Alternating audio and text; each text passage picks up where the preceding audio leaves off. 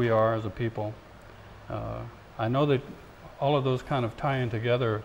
I had the pleasure of being up at Mauna Kea when you performed appropriate, pertinent hula and chants on the very summit.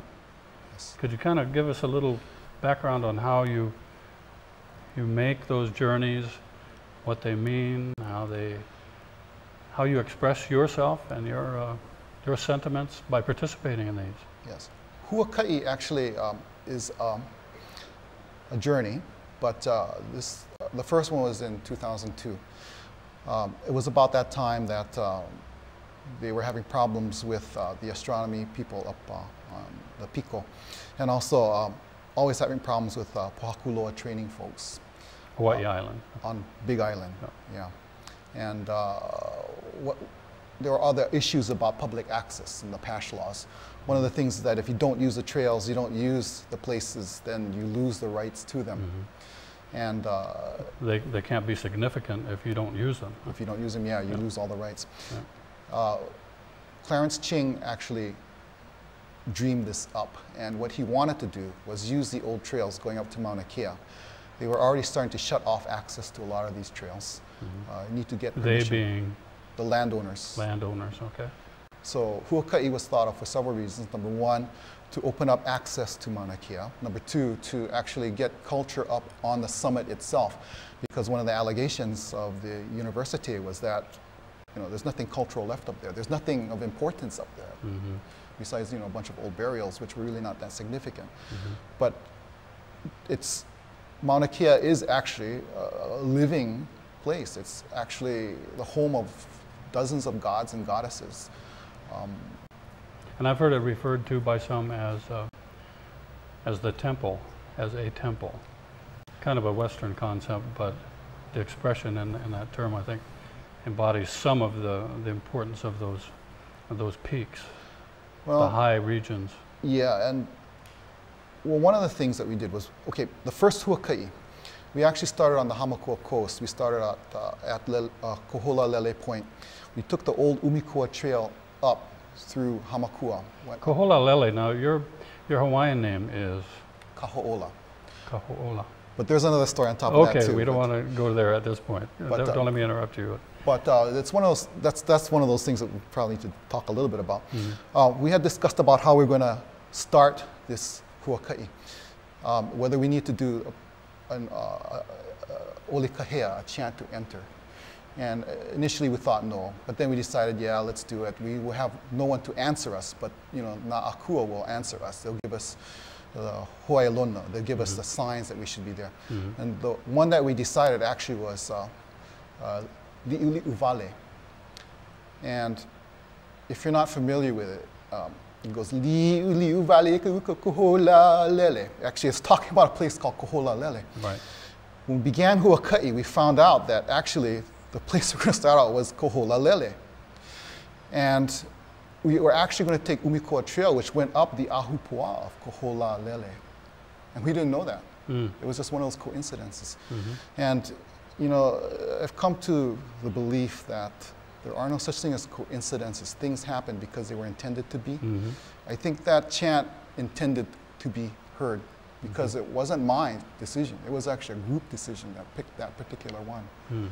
But that's how we began Huakai. So I thought that was a pretty good sign. But we went up there and we ended up doing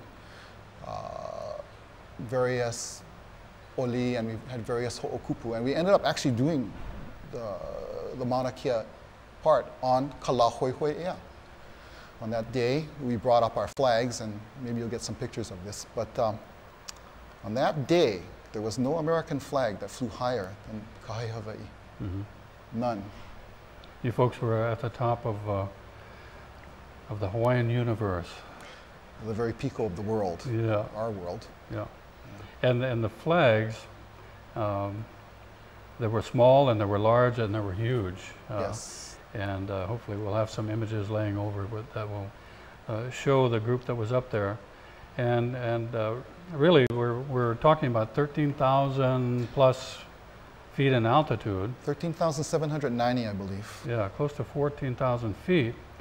And I know that many of the people had gotten up a day or two early to acclimatize, but some people went straight from sea level almost up to that point, and that's quite a feat at almost 14,000 feet elevation. Yeah, actually it's not as easy as you think. It's a hard walk. Yeah. It's a very hard walk. Mm-hmm. We actually had a problem with altitude sickness. Several of the folks came down with altitude sickness. One guy had to be evacuated out. Right, right. And maybe you'll get the picture of that too. Well, I've been up there where the rarity of the air, the lack of oxygen, makes it difficult to even stand up without becoming dizzy. And then there's a dehydration impact too, that if you don't stay hydrated at that area, I guess you lose a lot of water up there, huh? Yeah, there are a lot of issues going on with Mauna Kea. Mauna Kea is a very beautiful place. Mm-hmm. It's one of those few places in Hawaii where you can be and there's nobody within miles and miles of you. Mm-hmm. And there can be nothing of human construction for miles and miles. Yeah. You can really be alone and you can actually be with the gods and goddesses. But one of the things about the Huakai is that when you start low and you look at the burials, the higher you go, the higher status the burials were. And the most important people are still interred at the top. At the highest elevation. Yeah, and there's a reason for that. Yeah. Those are the most important and most sacred places up there. So if you start down at sea level and try to utilize the old pathways to legitimize their importance, to emphasize their importance. Just to say that they're being used under past laws, so you don't lose them. Yeah. And so you've made, what is it, was this past year the second Huakai? The second Huakai went from Mauna Kea over to Mauna Loa and then down to the ocean on the Kilauea side.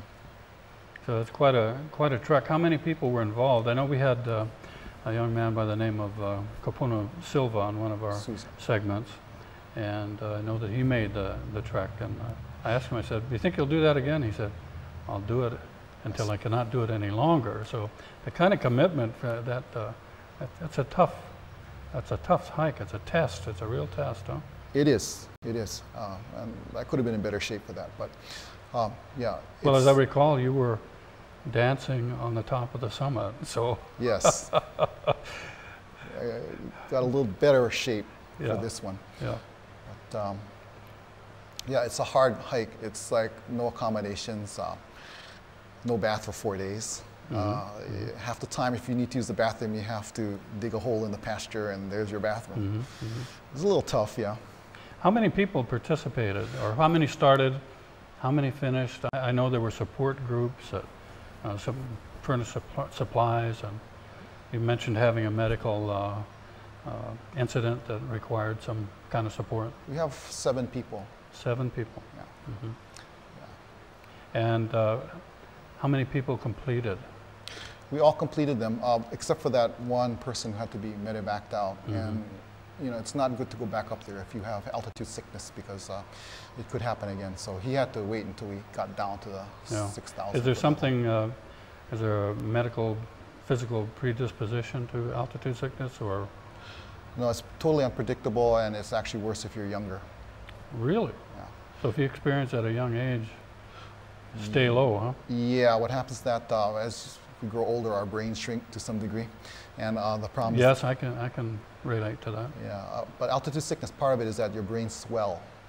So if you got a bunch of spare space up there, then it's not so bad. But young people, yeah, they can't do that. Do you see yourself doing this another time or two? Planning on it. Yeah. Planning on it. Yeah. Otherwise, never have the opportunity to see what these places really look like, and try to also, again,